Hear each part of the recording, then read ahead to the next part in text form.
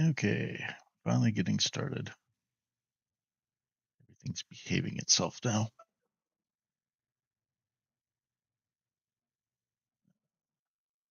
Let's get Ventures Inc. I did that.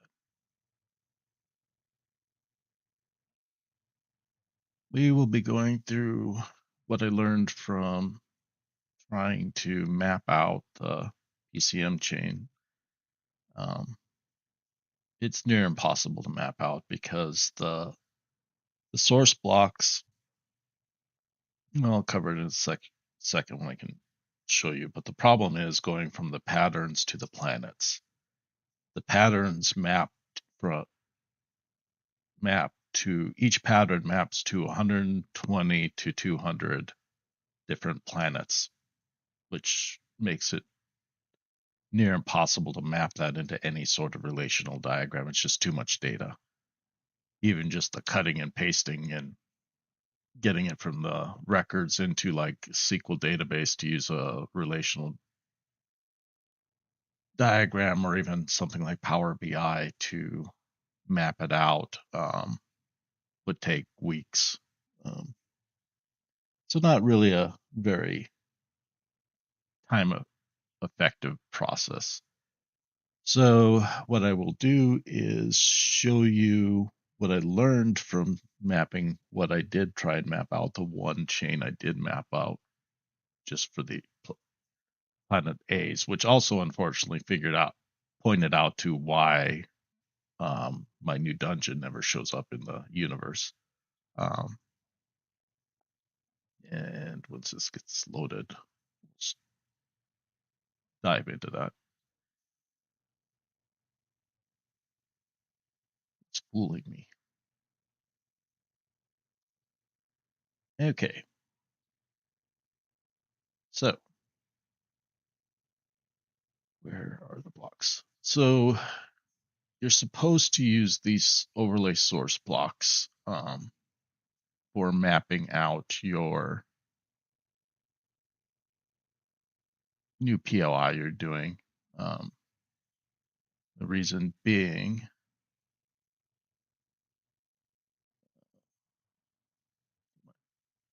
surface, and I'll switch screens here in a second.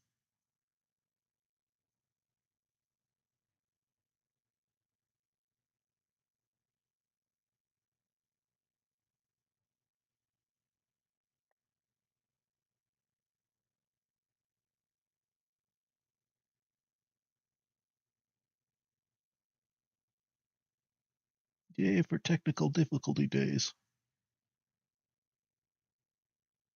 Are you now showing? Yes, okay, you're now showing the right screen. You see how there's this 9 block region 3x3? That region is used to break up. So each one of these is 1K squares. And if you look, this is going to be really fun. I miss when YouTube let me stream both screens at once. If you look up here, you see how all of these are the actual blocks that are used on the planets.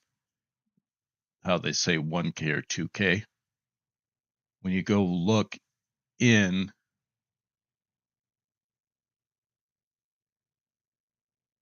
these, so this is one of those blocks. So if you matched, I don't remember which one I previewed, if you matched this block to the equivalent one actual block, is what I'm calling them, this source block to the actual block, you'll see the 1Ks mapped to each one of these little squares. And then the 2Ks will map to 2 of these either way, horizontal or vertical. Now, the problem that I ran into is I chose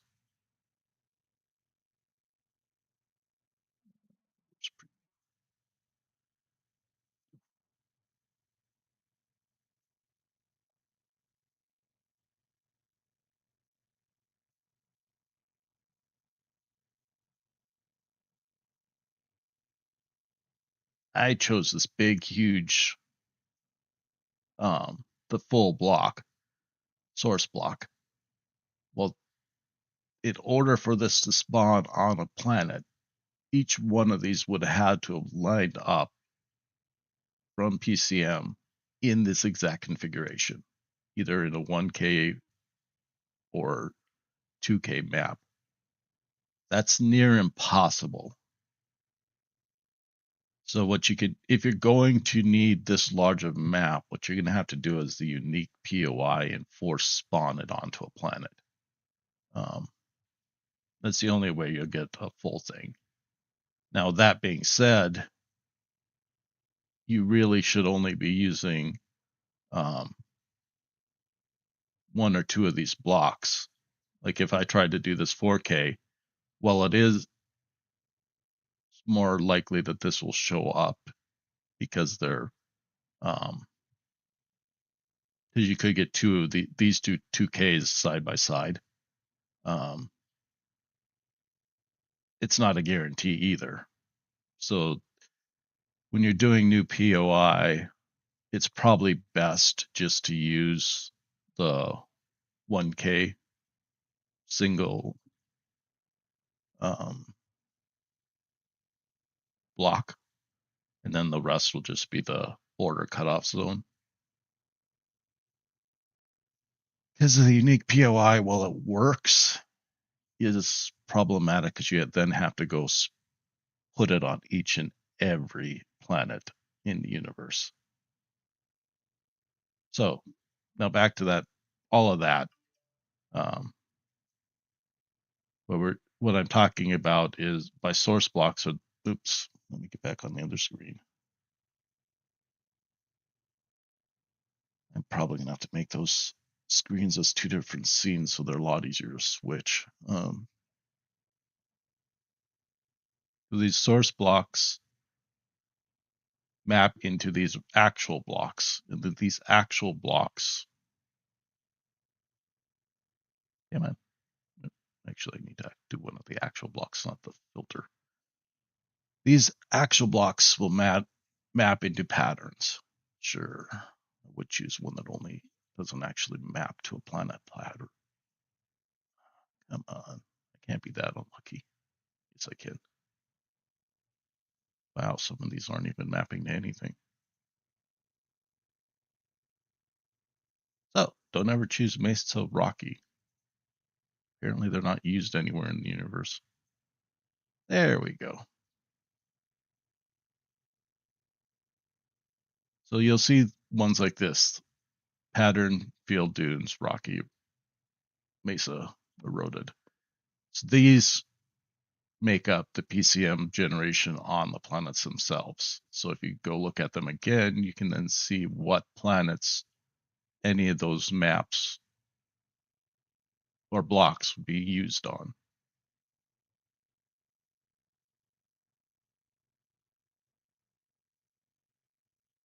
Let's see if the 2K ones.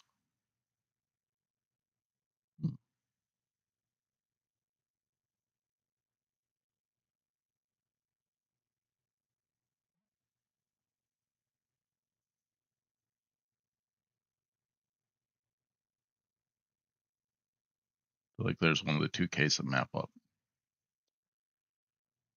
And then if you go look at these again, then you can see what planets they map. So my recommendation is when you're using these source maps, just so you don't waste a bunch of time generating your POI like I did before I discovered it wasn't used, is when you make your block cutout, immediately bind it to PCM and then go find it in the universe. Like put something obvious in it. Like I made this simple. Here's my debug packet.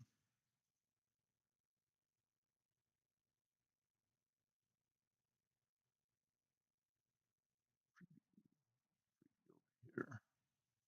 It's just a simple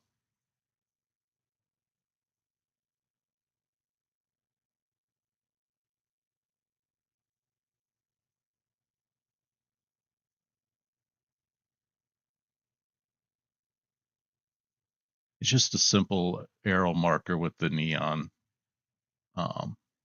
light bars. And then you just set it up like 2000 altitude, 2000 units up. Makes it really easier to find.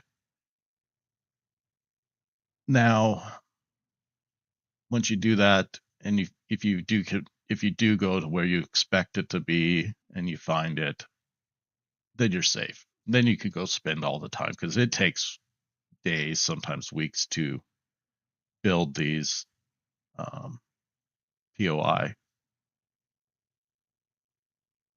So it's better just to not waste time. You could try chaining up and make sure your blocks work. The problem is the names sort of match, but that's not reliable. So what you end up having to do is compare the terrains.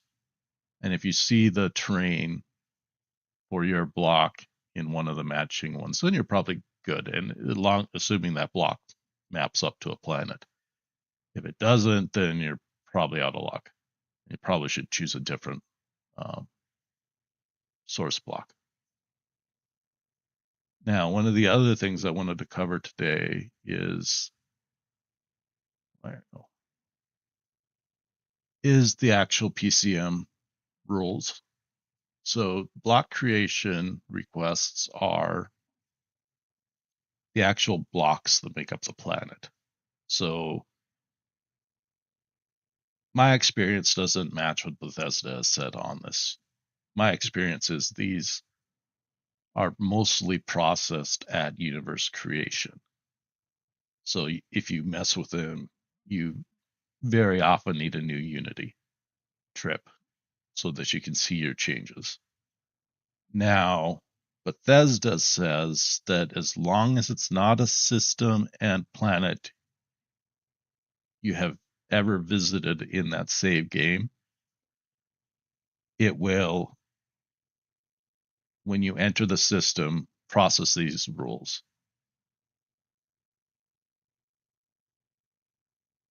Yeah, it may or may not work. I just err on the side of the caution now and just do a Unity trip every time I change one of those. Then the cell reset, when you fast travel around or when you initially land, you'll see all of these little things around you, like the man-made clutter, the creature layers. If you have Encounters Overhaul, or well, you won't have Adventures Inc. yet because I haven't finished it. But Encounters Overhaul, you would saw like the chests laying around, the little battles. Those were all cell reset. These are the easiest to deal with. They show up everywhere. All you have to do is fast travel around. Every time you fast travel, it reprocesses these rules and tries to lay out stuff around where you landed. Quest requests are for using POI bound to a specific quest. Now those POI can be in the other block creation and cell load, but the quest requests links the quest via its location alias to the POI world space. I haven't used those as much, but they are useful and probably will be useful. Now the next thing, I think I double clicked there. We'll just do it from cell reset.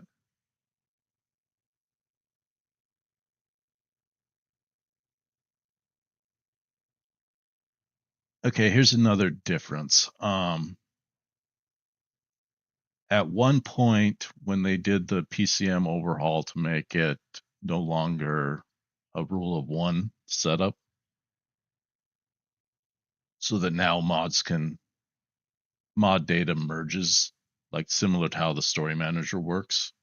which is kind of funny that it ever diverged because PCM is purely based on Story Manager.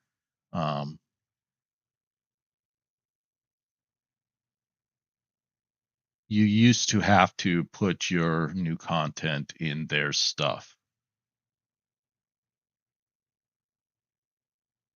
And then when they made that change, they sort of made these read only, but very quickly they seem to have reverted that, and people are able to put stuff in these and have it survive again.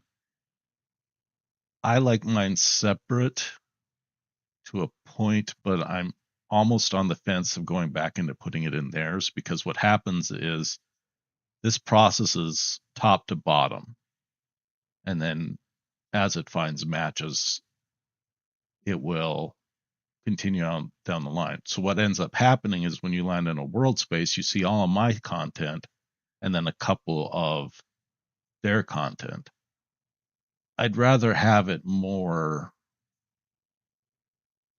randomized so all of our content gets the same priority.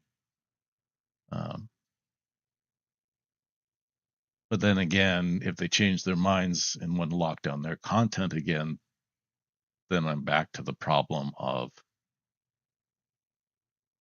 my stuff doesn't just disappears all of a sudden.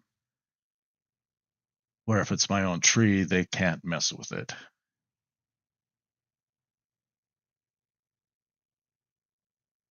So what it does is you start applying these conditions to lock your trees down. I almost always do random. They always do stacked. The difference is random will just randomly choose the next branch, where stacked goes top to bottom every single time. I think this consume request, even on failure, is similar to the shared event. If you use this, it stops all future processing. So I have never seen them use it, and I don't use it for that reason. These curves, they use them, but generating the curves is a bit problematic still. So I don't ever do that. They only use it on the man-made clutter in the layers. And then you'll see these two pretty much used all the time. Either prohibited condition equal to 1 or 0. Most cases, I'm dealing with content that uses hostile humans, so I almost always have this one set to 0. And then the biome mask is just, I'm actually on mixed feelings of using this, because I think it's caused me problems in some cases. It tries to lock the biome block shaping, which is part of why I don't necessarily like it. They used it, so I've been using it. They use it almost everywhere. I may go away from doing that. And then we get down to the actual quest content. You'll see the content up here, which in the case of cell load maps to a pack-in. In the case of block reset or block creation, it maps to an actual world space. But these settings are the same. If you want to let the player visit your thing and then prevent it from not spawning again, you can either use a global value or type of value here, and then it'll wait that number of game days before it adds them to a planet again. Cell reset, this works great for controlling content, so you can make it seem more rare. Block creation again, because it applies at the time you visit the system, and then land on the planet, it's a bit murkier on, because this will only apply to planets you've not already visited. So, because the rules have already processed once. Then on the placement stuff, you've got a bunch of different options. Globally means universe wide, per system means per system, per planet, and then per planet. It says world, but really means per planet world space. This is the one I used almost exclusively. Um, Sometimes I will lock it down to a number of times per planet so it doesn't show up in every single world space. Because, like, this one says every world space can have two of these. And very often, every world space will, because of the way that the tree works. And I don't have any conditions restricting it. Like, I could put a get random percent here. And when I go to release it, I probably will. But for testing, I just leave it. The other thing you could do here, but you have to set really high numbers. Like, you got to remember, a planet, each world space is 4K by 4K. And then it has a surrounding block of world spaces. So if you'd like say, oh, I only want to allow it 4 times, it is going to be like finding a needle in a haystack to actually find one of those 4 instances on a planet, because there are probably 100 world spaces around the whole planet. There may even be more. I find 16 sort of works. Sometimes I do 32.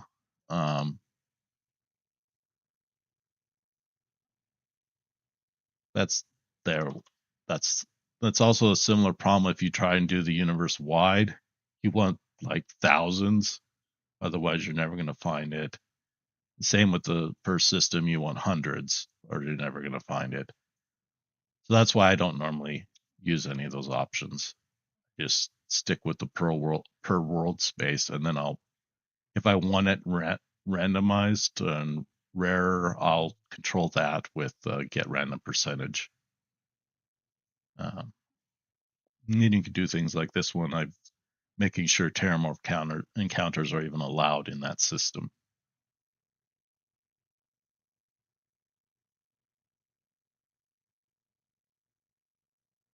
Let's see. One of the things I want to do was go show off the. Let me go find one of their quests that they do.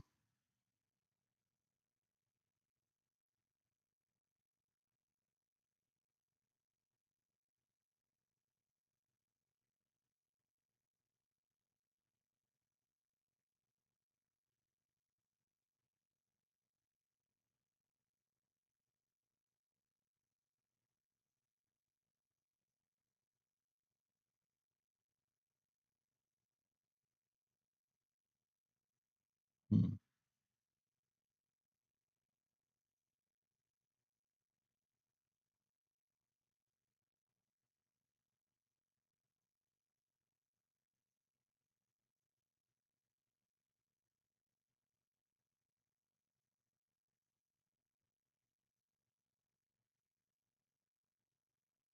I always thought that it linked the quest too, but it looks like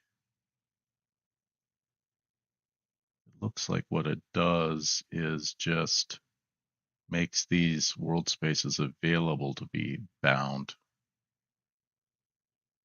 in a quest alias. So it's not as easy as I thought to figure out which one's using one of those.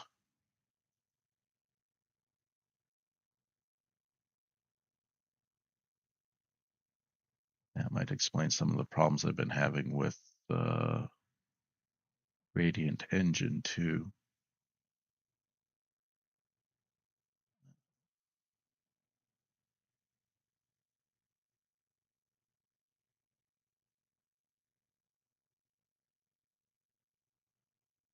Where's one of the ones where we have to go find specific temple because those temples are bound that way.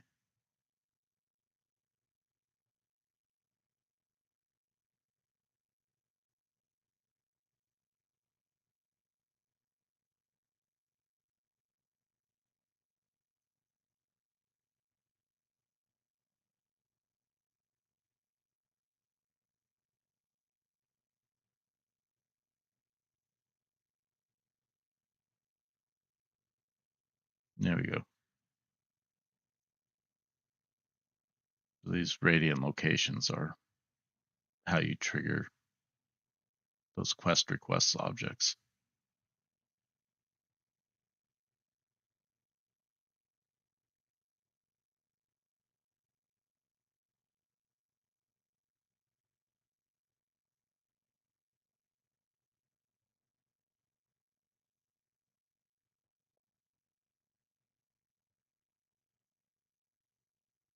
Now, one of the things you can do with the quests, they have a cooldown too.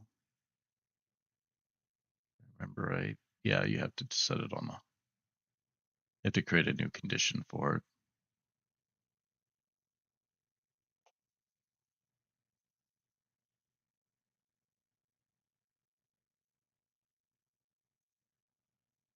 Days or hours? Must be hours. It's funny, but yeah, should have been a game one too. Well, I guess you could just check the. You can check the global too. Um, there is a global.